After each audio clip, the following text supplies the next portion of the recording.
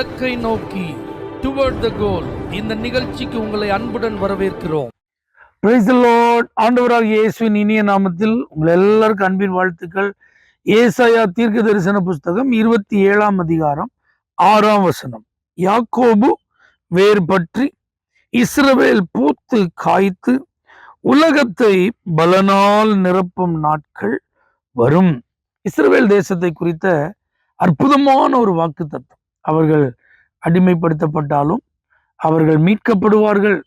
சத்துருக்களின் இஷ்டத்திற்கு அவர்கள் ஒப்பு கொடுக்கப்பட்டாலும் வாக்கு தத்தத்தின்படி கர்த்தர் கண்டிப்பா அவர்களை சிறையிருப்பிலிருந்து மீட்டெடுப்பார். இதெல்லாம் பாபிலோன் சிறையிருப்பிலிருந்து அவர்கள் மீட்கப்பட்டு அவர்கள் வந்ததற்கு இந்த வேதமே சரித்திர ஆதாரமாய் இருக்கிறது.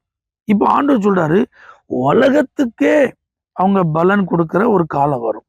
பூத்து காய்த்து அப்படின்றது அப்படின்னா என்ன அர்த்தம்?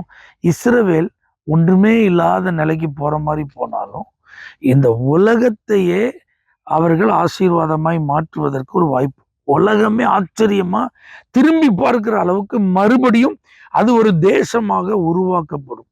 அத மாதிரிதான் பாருங்க, இந்த உலக வரலாற்றுல இஸ்ரவேல் அப்படிங்கிற ஒரு நாடு இல்லாமல் போகும்படியாக எத்தனையோ ராஜ்யங்கள் எழும்பி அவர்களுக்கு விரோதமாக யுத்தம் செய்து அவர்களுடைய எல்லைகளை எல்லாம் தங்கள் வசப்படுத்தி கொண்டார். ஆனா இந்த வசனத்தின்படி ஒரு குட்டி நாடாக இஸ்ரவேல் தேசம் அது இணைந்து செயல்பட ஆரம்பித்து இன்னைக்கு உலகத்திற்கே சவாலா இருக்குது.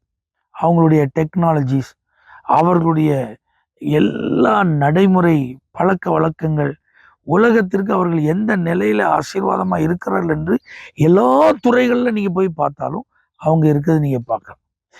ஏன் இந்த இஸ்ரவேலுக்கு இந்த ஒரு ஆசீர்வாதம்னா, இவர்களிடத்தில் இருந்துதான் மேசியா, இவர்களுக்காகத்தான் அவர் திரும்ப வரப்போகிறார். அதனாலதான் உலகத்துக்கே அவங்க ஆசீர்வாதங்கிறது இந்த வேதம் சொல்லு. இதை ஏன்ட்ட சொல்றீங்க பாஸ்டர் அப்படின்னு நீங்க நினைச்சீங்கன்னா, ஆவிக்குரிய இஸ்ரவேலர்கள் அப்படிங்கிற ஒரு பாக்கியத்தை கர்த்தர் நமக்கு தந்திருக்கிறார். அப்ப நாமும் இந்த இயேசுவ இரட்சகரா ஏற்றுக்கொண்டிருக்கிறபடினால இந்த உலகத்திற்கே நம்ம ஆசீர்வாதமா மாற முடியும். ஆண்டவர் அப்படி நம்மளை பூத்து காய்த்து கனி கொடுக்கிறதற்கு ஆண்டவர் உதவி வேற ஆண்டவர் பற்ற வைப்பார். இன்னைக்கு அதற்கு அறிகுறி இல்லாதது போல இருக்கலாம். இன்னைக்கு நானா உலகத்துக்கே ஆசீர்வாதமாவா, என்னேவா நான் இருக்கிற நிலைமையை பார்த்தா அப்படின்ற மாதிரி இருக்கலாம். ஆனா வேர் பற்றி பூத்து காய்த்து அது பூமி இந்த உலகத்தை பலனால் நிரப்பும் அப்படின்ற மாதிரி எழுதப்பட்ட வசனத்தின்படி உலகம் எங்கும் உங்களை ஆசீர்வாதமா கர்த்தர் என்ன செய்வார்? மாற்றுவார்.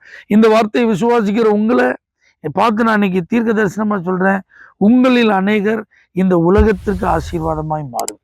இந்த இயேசுவ உலகத்துக்கு கொடுக்கறது ஆசீர்வாதம். அப்படி ஒரு ஆசீர்வாதத்தை இஸ்ரவேலுக்கு ஆண்டவர் கொடுத்தது போல உங்க மூலமாவும் இந்த இரட்சகரை மற்றவர்களுக்கு கொடுத்து இந்த உலகத்தை பலனால் நிரப்ப கர்த்தர் உங்களை பயன்படுத்துவாராக. நல்ல தகப்பனே, எங்களுடைய தெரிந்தெடுப்பின் நோக்கம், எங்களுடைய அழைப்பின் நோக்கம் உலகத்திற்கு நாங்க பலன் கொடுக்கணும். அந்த ஆசீர்வாதமான கிருபையை இந்த வார்த்தையை கேட்ட ஒவ்வொருத்தருக்கும் தந்து நடத்தும். இயேசுவின் நாமத்தில் பிதாவே, ஆமென். For prayer contact, Pastor J. J. Kumar, El Shaddai Ministries, 9500252586, Surandai.